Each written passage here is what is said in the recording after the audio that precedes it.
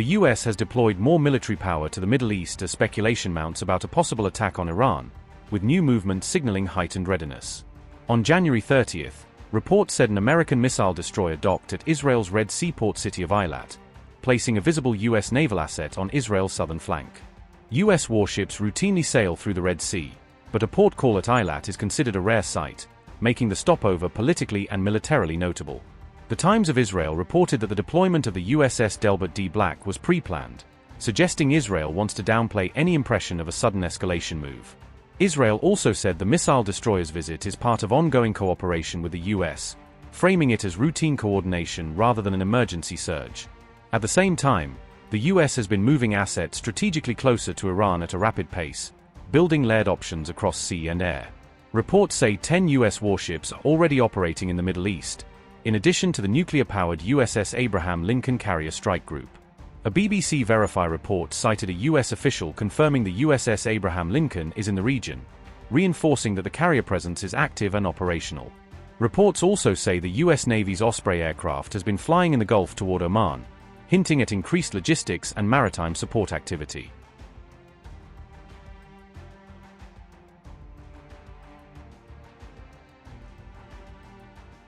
Fresh US Air Force posturing in the Middle East comes as threats of an Iran conflict escalate, with Washington expanding both stealth and strike capability. F-35A stealth fighters are reportedly joining a dozen F-15E Strike Eagle jets already in the region, creating a mix of penetration, strike, and air defense roles. Reports say U.S. Air Force F-35s were previously in Puerto Rico and are now moving toward the Middle East, indicating a redeployment from another mission set.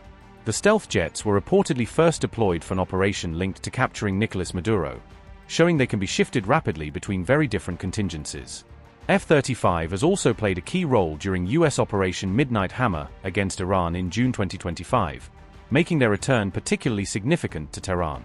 The War Zone reported the F-35 as the latest addition to a long line of U.S. aircraft already positioned in the Middle East, pointing to a steady build rather than a one-off move. Reports also say CENTCOM already has an aircraft carrier and 3 escorts in its area of operations, giving the U.S. both strike reach and air and missile defense at sea. Reports say the air picture now includes F-35A stealth fighters and EA-18G Growler electronic warfare jets, combining low observable strike with jamming and radar disruption.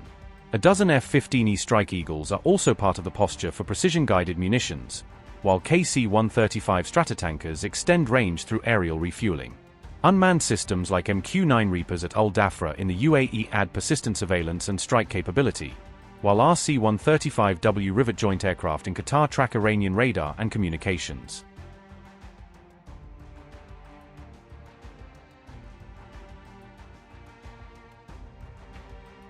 The New York Times reported Trump has been presented with more potential military options against Iran, suggesting planning is widening as the standoff hardens. Those options reportedly include plans to cause greater damage to Iran's nuclear sites or to weaken the regime, indicating a debate over limited strikes versus broader objectives. Meanwhile, Iran's Revolutionary Guards are ramping up their own firepower in preparation for a possible clash with America, signaling deterrence through readiness. Press TV reported that IRGC naval forces will carry out live-fire drills in the Strait of Hormuz in February, showcasing capabilities in a critical maritime choke point. The Associated Press reported Iran had already warned mariners last week about upcoming naval drills, implying Tehran is formally setting the stage for increased military activity. Earlier, to counter the US buildup, Iran reportedly deployed Fateh and Ghadir attack submarines, adding an undersea threat to complicate US naval operations. These deployments are reportedly concentrated along the Persian Gulf, including the Strait of Hormuz, increasing risk in a narrow corridor where encounters can escalate quickly. Iran has also threatened to shut the Strait of Hormuz if the country is attacked, raising the stakes because disruption would ripple through global energy markets. Reports note that around 1/5 of global oil trade passes through the Hormuz Strait each day, meaning even partial disruption could spike prices and strain supply chains. IRGC officer Akbar Zadeh said Iran has air, surface, and subsurface dominance in the Strait of Hormuz, portraying Tehran as able to contest the waterway at multiple levels. Akbar Zadeh told New Arab that the strait's security depends on decisions taken in Tehran, implying Iran believes it can determine whether the corridor stays calm or turns hostile. He also claimed Iran can track ships sailing under different flags, a statement widely read as a warning that Western-linked vessels could be identified and targeted if tensions explode.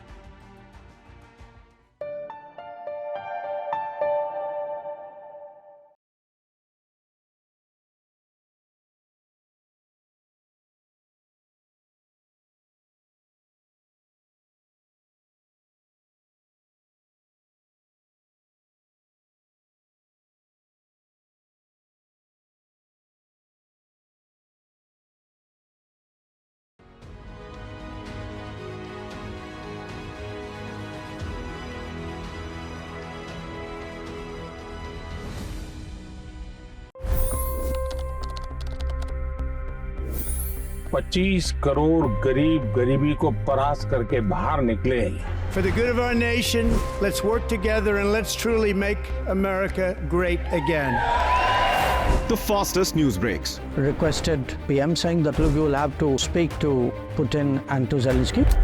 The biggest news makers. The relationship with India is probably the most important bilateral relationship the U.S. will have for the rest of this century. The capital delivered quite an election result today. Expert analysis. The million-dollar question today is how to stop this dance of death. Ground reports. I'm standing at the crossroad of the Kumbh Mela. Behind me are more than 100 entry ghats. Long-form interviews. Exclusionary politics is reflected in Manipur case as well. You don't bother because this is a small state. Deep dive into burning issues. It's often said DRC could be the richest country in the whole world. It's because of what sits underneath. Why exactly did the US topple the Sheikh Hasina government?